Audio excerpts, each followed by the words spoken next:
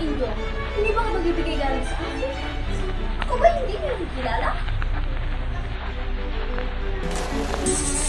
Well, ako, Donna Victorina, ay isang mayaman, matalino, at magandang babae na dumadalo sa hanggang isipong Kastila. Ayaw ko nireta sa aking mukha.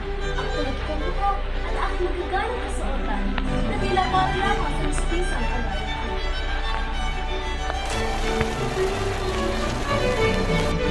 Naalala ko nung ko'y bata pa lamang. Maraming naliligaw at namanghangal sa aking kagandahan. Ngunit itinubuhay ko silang lahat. Ngayon, ay asawa na ako ng isang doktor na si Donna Tiburcio. Hindi lang yun ha, nakamit ko rin na pinag-iinit at